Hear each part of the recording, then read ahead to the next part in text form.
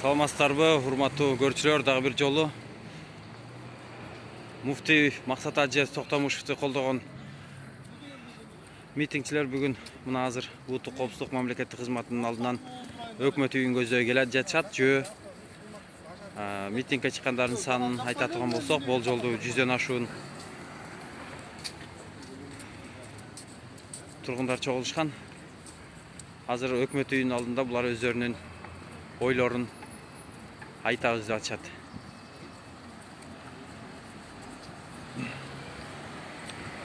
Митингдин жүрүшүн көзөмөлдөө үчүн атайын тартип коргоо кызматкерлери дагы жүрүшөт арасында.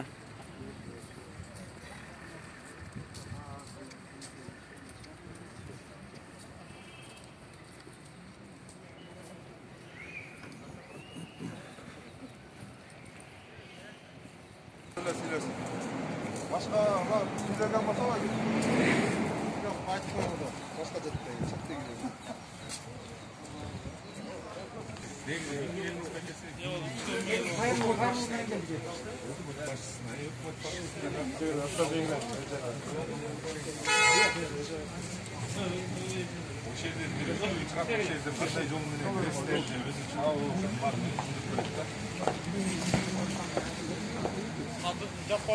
Foto abetke çıkar ekan arkada hoş gerek. Otmayın, aynı otçattan neyin? Biz, Kırgızstan jarandары, Bişkektin turgundары, ушул жерге чыккан себебибиз, биздин бир талабыбыз бар. Бир эле негизги талап. Максат Ажы Токтомушевка адилеттүү тергөө иши жүрүлсүн. Биринчиден.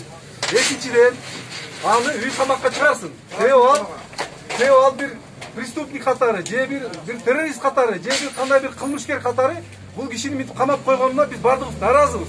Бүгүнкү ишерге чыккан элдин келген себеби ошол негизги немеси. Анан Садыр Нуркожоевичке кайрылуубуз бар эле. Урматтуу президент, сизди биз ишенип, сизди Кудайдан суранып алып туруп ишерге келдик эле. Сизге аябай чоң үмүтүбүз бар эле. Көптөгөн бизге көптөгөн жакшы иштер да келет, көптөгөн ийгиликтер келет деп. Бүгүнкү күндө эң биринчи башталган ушул көрүнүштөр бизге көбөлө жакпай атат. Эң элдин сыймыгы болгон, элдин урматы болгон, бардыгыбызга башат болгон, бардыгыбыз ошол кишиден ээрчип артынан намаз окуган кишини ушундай кордогонуна биз каршыбыз. Урматтуу президент, бизге суранабыз сизге, сиз ушул ишти көзөмөлгө алып, бир жакшылап каратып койсоңуз, биздин ушундай суранычыбыз бар эле биринчиден. Экинчиден, туугандар, биз эч кандай бу жерде бир мыйзамсыз иш, же болбосо бир кандай бир тескери бир мыйзамсыз иштерге келген жокпуз. Болгону ушул жаран катары өзүбүздүн укугубузду талап кылып келдик, туугандар. Ошол эле, туугандар. Эгер суроолоруңуз болсо бергиле, биз ушул жерден четтен айтып өзүбүздү тааныштыра кетели, туугандар. Ошол. Баштандык! Адилеттүү сот болсун, адилеттүү тергөө болсун. Биз эч кандай тоскоол кылбайбыз. Болгону дамланын сый урматын ордуна коюп, үй камакка чыгарып, ошол жерден убактылуу барып, убактылуу сотко катышып, тергөөгө катышарына биз ушул Кыргызстан жарандары, Бишкектин жарандары кепилдик бергенге даярбыз. Туугандар, бул бир кандай бир жөнөкөй киши эмес. Көчөдөн канча деген кишилер камалып кетип атат. Эч кандай бир немесиз. Ага өздөрү жооп берсин. Бирок ушундай улуу урматтуу, жакшынакай бир урматтуу бир атуулубуз болсо, бир эле Кыргызстан тааныган эмес, дүйнө жүзү мусулман дүйнө жүзү тааныган киши болсо, абройлуу киши болсо, эмне үчүн Кыргыз мамлекети ушундай мамиле жасайт? Биз талап кылабыз ошону үй камакка чыгарып, жакшынакай мыйзам чегинде адилеттүү сот кылып карап берсин. Туурабы? Туура. Туугандар, мына четинен айта тургандар болсо, четинен чыгып, жакшынакай эч кандай провокация калтырбай, мамлекетке тетир сөз сүйлөбөй, саясатка киришпей, өзүбүздүн талабыбызды айтайлы, мыйзам чегинде болсун бардыгы. Туурабы, туугандар? Туура. Ишенip шайлаганбыз. Кыргызда жакшы кеп бар, жакшы сөз бар. Алымдын жакшысы падышанын жакшысы алымды жактайт, алымдын жаманы падышаны мактайт деп.